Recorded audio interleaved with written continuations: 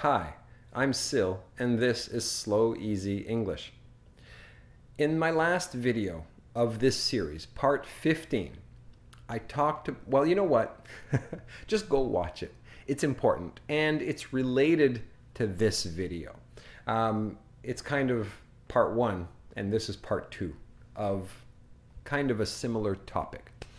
So pause this video or stop this video, go watch part 15, and then come back here to part 16, and then you'll understand what I'm talking about. Okay, so welcome back, first of all. And today I'm going to talk about how students sometimes create problems for themselves by having a habit that they never overcome, a habit of translating. Now, in part 15, I talked about how excuse me, how students will they think of a concept, an idea, and I used the idea of dog, for example. So they think of a dog, and then they think of the word in their native language almost immediately. And then they translate that word to the English word dog, or vice versa. They hear or they read the word dog, D-O-G, and then the first thing they do is they translate to their native language, and then almost immediately they get the concept in their head of dog, you know. And this is a problem. You have to get rid of that middle step and go directly from concept to the word, and from the word to the concept. Eliminate that second step to really become a good speaker of English, the second language that you are learning. Okay, well, here in this video, I'm going to talk about the same thing at the sentence level. Okay, so let me give you an example. Now, my example, as it often is, will be in Japanese, because that's where most of my experience is. So let's imagine a Japanese student, and I say to my Japanese student, "What did you do yesterday?" Now, a typical answer might be something like, yesterday I went to see a movie together with my friend. Okay, now here's the thing about that answer. It's not a natural, native sounding answer. Now that's okay because the student is still learning. However, some students, even studying English for 10 years, make this mistake. 15 years, 20 years. A lot of students I have taught, they hold on to some bad habits. And one of those bad habits is translating all of the words in a sentence. Okay, now let me explain what that means. In Japanese, the way to express "I went to the movies with my friend," there's no together. A native English speaker would never say together. Did you pick that up? Did you realize that that was what sounded a little off? Anyway, a native speaker would say, "Yesterday I went to the movies," or "I went to see a movie," whatever.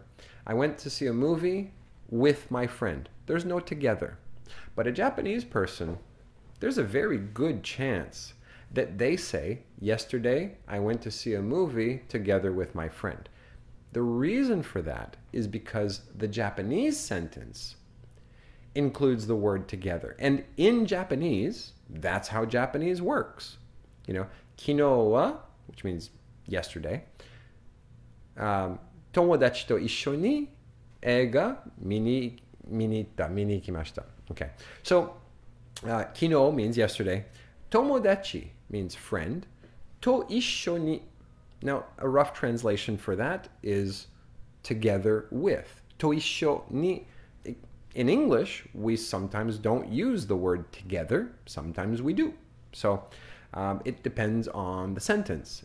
So in Japanese, however, to issho ni belongs in both. So a Japanese person who wants to say, 昨日は友達と一緒に friend together with 映画見に行きました movie went to see. Okay, now they'll think, okay, these are the words I want to say. I'm going to use my knowledge of grammar, reorder things, and then say it in English. And then they say, yesterday I went to the movies, or I went to see a movie, whatever. I went to see a movie together with my friend. Now the problem is that they took every word out of that sentence, translated each one, reorganized them according to the grammar they've learned, and then that was their English sentence. And this is a very similar problem to what I described in part 15. They're thinking about the concept, okay? There's no language in the original concept of going to the movies with a friend, okay? You just, it's hard to describe because it's not necessarily even an image. There's not really imagery of that in your brain. It just is. It's there. It's in your neurons. And the idea itself is there. If you went to the movies with your friend yesterday, then that idea is recorded in your memories. Not necessarily an image, not necessarily audio. It's represented conceptually and not in words. So to take that concept and to turn it into English, what students will often do, and it's okay in the beginning, you know, when you're starting out, it's the only way to do it. The problem is when you keep doing it too long. But what a student will typically do is they'll think of the concept, right? What did you do yesterday? Boom, automatically the concept comes to mind, and they've got the concept of going to the movies with a friend. They'll think of it and express it in their own language, in this case, Japanese. And then they'll translate each word, reorder according to grammar, and then say it in English. So we've still got this three-step process, you know? Concept, concept, native language, translate to English. And this is the problem. Just like in part 15 with individual words, in English, you need to do that also at the sentence level. You need to remove that second step, you know. You think of the concept, that's step one. That second step of thinking of that concept in your native language, you have to stop that. And you have to go from concept to English immediately. Erase that second step. Make it disappear. And that's how you become really fluent.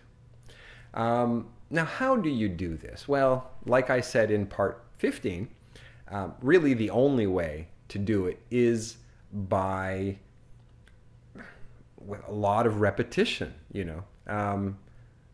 I don't want to use the word practice because if I use the word practice, a lot of students think that means, you know, textbooks and drills and exercises. Every time we use English, that's also practice. So in that sense, I want to say practice, but don't think that only means drills and exercises. It doesn't. You can use those too, but they're only a small part. What I mean by when I say practice and usage and experience and exposure is I'm talking about, as I always say, real communication, okay? So when you're reading something, you don't read it because it's English and because you want to practice your English. You read it because you are interested in the content.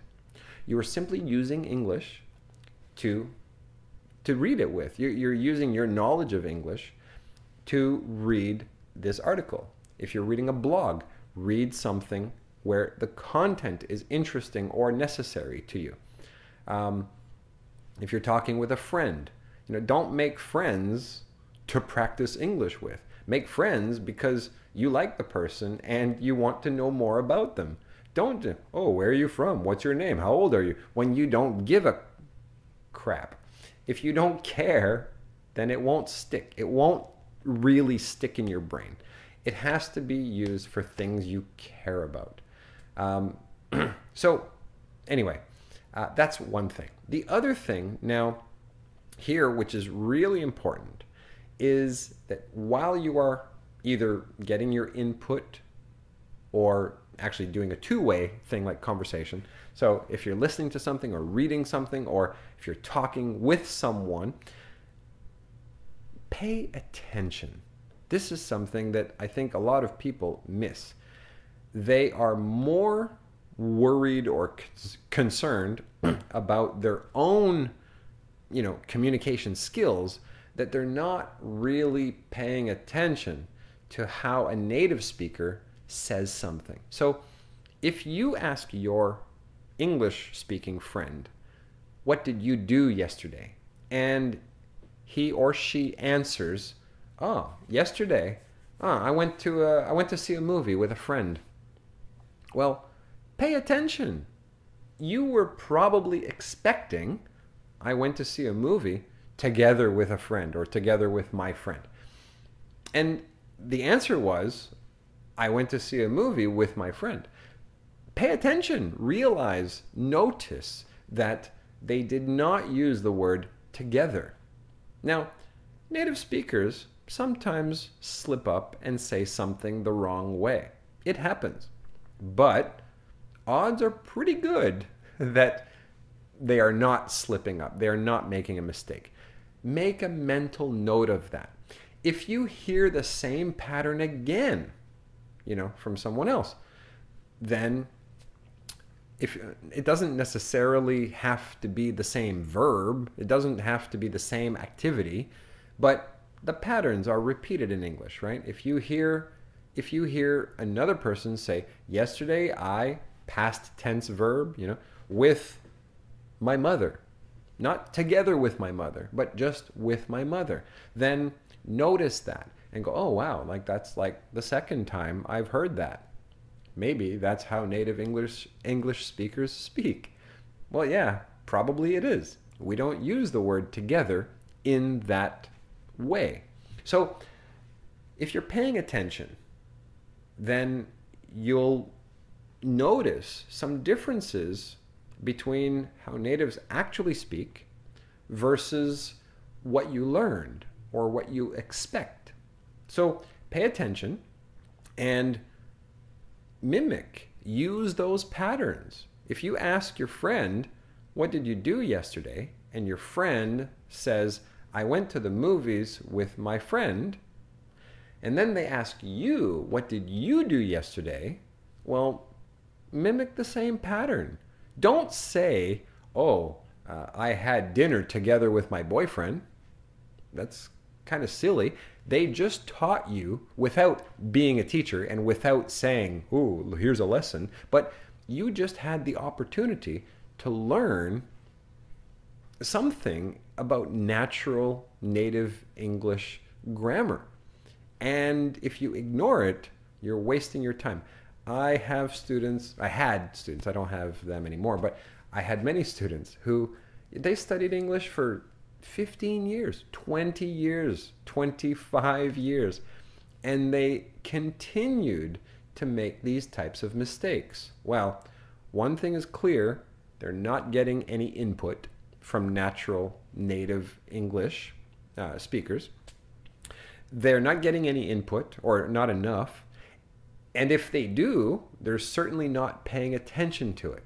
So you need the input. I always say that. I know, I repeat myself, but it's true. You need a lot of input. I mean, think about how much input a native speaker is getting, right? Hours and hours every single day. And even we make mistakes sometimes. So if you want to really master the English language, then you're going to need a lot of input too. So get your input, reading, listening, having real conversations. That's the next level. If you have the chance, if you have the opportunity. If you don't, maybe pay for a teacher so that you can have that private conversation. But anyway, so get your input and pay attention. Pay attention to how things are said. Don't resist too much. That's another problem. I've had so many students. They hear me saying something one way. And they're like, but my old teacher told me that it was this and this and that. Well, I don't care what your old teacher told you. Your old teacher didn't know what she was talking about. What can I say? You know, maybe your old teacher didn't speak English any better than you do, and they were just following a textbook. And you know, another thing, a lot of teachers are told to teach something that they don't know anything about. Sometimes it happens. The schedule changes. Oh, hey, Mr. Smith, next year you're teaching history. What? I don't know anything about history. Doesn't matter. Here's a textbook. Learn. And so teachers sometimes have to teach things they don't want to teach. They don't know how to teach well. And they just follow a textbook. So, you know, depending on your teacher. So anyway, that's it. My point here with the teacher talk was, if you're hearing native speakers say something and you hear the same pattern many times, it doesn't matter what your teacher told you. They were wrong. So don't resist too much. When you hear native speakers say something, it doesn't matter what you learned before. That's the way it is now. So accept it. Learn. You may ask questions. Say, well, is that, you know, does it mean the same thing? Yes, it does. Okay, great. But don't resist it too much. I've had a lot of that over the years, and it's really frustrating to teach something where the student, yeah, but my old teacher didn't say that. Fine, you know, keep speaking weird English. I don't care, but this is the way it is. Anyway, okay, now I'm rambling. So, point of this video is, stop translating each word in a sentence. You need to go from concept to sentence directly, immediately. How do you do that? Well, by using English as much as you can. Okay, that means reading, listening, writing, speaking. Okay, all of those skills are important. And you know, pay attention. Pay attention to how people say things. There's patterns. The patterns are everywhere. And if you pay attention to how things are said, then you will discover those patterns, sometimes consciously, sometimes subconsciously. Okay, sometimes you never have to learn something actively in order to, you know, to have it enter your brain. So yeah, that's it. That's all I have to say. And as I often do at the end of videos, I get all, I don't know how to end this. So I'm just going to say goodbye. Thanks for watching. I will see you in the next video. And of course, if you enjoyed this one, please be sure to share it. Tell the world. Because my entire channel is in English, which means it doesn't come up in foreign language searches. So if you have friends that might like it, please tell them about it. Yeah, thanks for watching. Bye.